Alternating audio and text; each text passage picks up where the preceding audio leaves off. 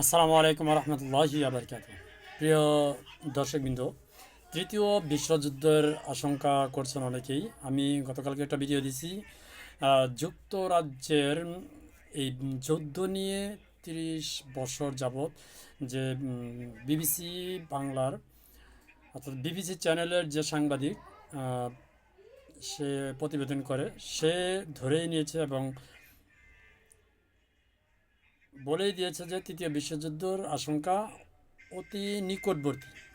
তো এদিকে সবাই আশঙ্কা করছে যে তৃতীয় বিশ্বযুদ্ধ শুরু করবে রাশিয়া, বিকজ রাশিয়া, আপনারা জানেন যে গতকালকে আমরা দেখলাম বেলারুশ বেলারুশ নামে যে দেশটা আছে সেই দেশটা কিন্তু কন্ট্রোল করে পুতিন কাকু, রাশিয়ার প্রেসিডেন্ট ভ্লাদিমির পুতিন।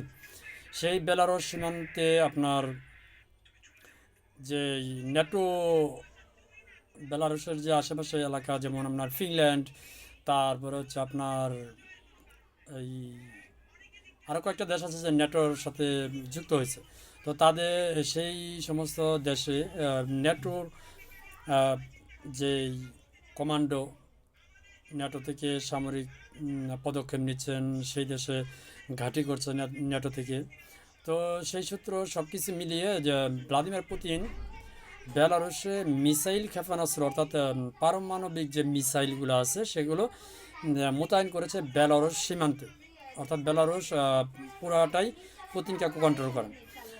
তো এদিকে ডোনাল্ড ট্রাম্প চাচ্ছে যে ইউক্রেন রাশিয়া যেন যুদ্ধ থামে, সেই জন্য একটা চুক্তিবদ্ধ চুক্তিতেও যাচ্ছে। কিন্তু এই জেলিকে, অর্থাৎ ইউক্রেন প্রেসিডেন্ট জেলেনস্কিকে আপনার ইউরোপীয় ইউনিয়ন যেমন যুক্তরাষ্ট্র, ফ্রান্স, তারপর হচ্ছে জার্মানি, তারা বলছেন না তুমি ট্রাম্পের কথা রাজি হও না, যদি রাজি হও তাহলে তোমার সম্পদ শেষ হয়ে যাবে, অনেক জায়গা ছেড়ে দিতে হবে। এখন সম্পদ কিভাবে ছাড়বে? এই যে বিগত 3 বছর 4 বছর যে যুদ্ধ হতেছে ইউক্রেন এবং রাশিয়া, সেগুলোতে সবচেয়ে বড় বিনিয়োগকারী ছিল আমেরিকা। এখন সেই যেগুলো বিনিয়োগ করছে সেগুলো কি উঠাতে হবে না? অবশ্যই উঠাতে হবে। তো এই যুদ্ধটা শেষ হয়ে গেলে কি করবে আমেরিকা? ইউক্রেনের যে খনিজ সম্পদ আছে, যত বড় বড় সম্পদ আছে, সেগুলো কিন্তু সেই বিনিয়োগের যে টাকা খরচ হয়েছে সেগুলোর সেগুলোর থেকে এই সম্পদগুলো নিয়ে যাবে।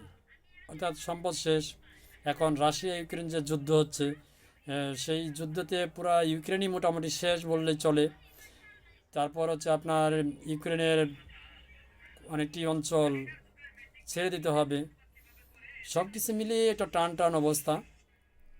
এর মধ্যে যুক্তরাজ্য, ফ্রান্স, জার্মানি, তারপরে ইউরোপীয় ইউনিয়ন আরও কয়েকটা দেশ আছে, তারা জেলেনস্কিকে এই যুদ্ধ বন্ধ করতে নিষেধ করতেছে। কেন? যে তারা বলতেছে যে কোনো মূল্যেই হোক আহ, ইউক্রেনকে জয়ী হতে হবে। তো ইউক্রেনের প্রেসিডেন্ট জেলেনস্কি বলছে না না না, আমি এই চুক্তি মানে না। রাশিয়া এবং ট্রাম্পের যে চুক্তি, সেই চুক্তি আমি মানি না, আমি যুদ্ধ চালিয়ে যাব। এখন এর পরিপ্রেক্ষিতে কী হবে? পুরা ইউক্রেন গায়েব হয়ে যাবে। তো এদিকে আবার আপনার আরব আমিরাত, তারপর হচ্ছে সৌদি আরব প্রক্সি যুদ্ধ করতেছে। সেই প্রক্সি যুদ্ধতে কাকে বেছে নিয়েছে? ইয়ামিন। সৌদি আরব বলছে, আরব আমিরাত, তোমরা যদি এই ইয়ামিনে যদি তোমরা শক্তিশালী ঘাঁটি করো, শক্তিশালী অভিযান চালাও, তাহলে আমরা চালাবো। অলরেডি চালিয়ে দিছে গত পরশু 2 দিন আগে। তো এখানে প্রক্সি যুদ্ধ চলছে। সেই প্রক্সি যুদ্ধতে মার খাচ্ছে কে? ইয়ামিন। ইয়ামিনে আবার ইরানের ঘাঁটি আছে। আবার পশ্চিমা বিশ্বের দেখেন এই ইরানে, দেশের ভিতরে মোটামুটি গৃহযুদ্ধ হয়নি, তবে সেই আবির্ভাব ঘটতেছে।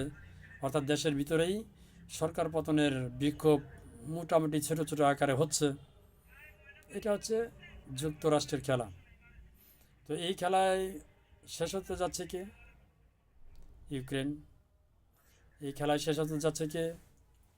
ইয়ামিন। এই খেলায় শেষ হতে যাচ্ছে কে? ইরানের বিক্ষোভ। এই খেলায় শেষ হতে যাচ্ছে কে? এই মিডল ইস্টের যা আরবরা। আসলে এগুলো বোঝার মতো গিলু থাকতে হবে। আসলে গিলু নেই। আমরাও দেখছি হাবিবি হাবিবি বলতেছি। এই হচ্ছে অবস্থা, সব কিছু মিলিয়ে একটা টান টান অবস্থা। তো দেখা যাক, আসলে 2026 সাল বিশেষজ্ঞরা বলছেন খুবই ভয়ানক অবস্থা হবে। যেহেতু 2025 সাল গেল, সারা বিশ্বে একটা যুদ্ধ যুদ্ধ অবস্থা ছিল। সবাই বলতেছে অভিশপ্ত গেল 2025 সাল, তবে তার সাথে বেশি ভয়ঙ্কর হতে পারে 2026 সাল। আপনি কি মনে করেন অবশ্যই জানাবেন। আর আমার সংবাদগুলো পেতে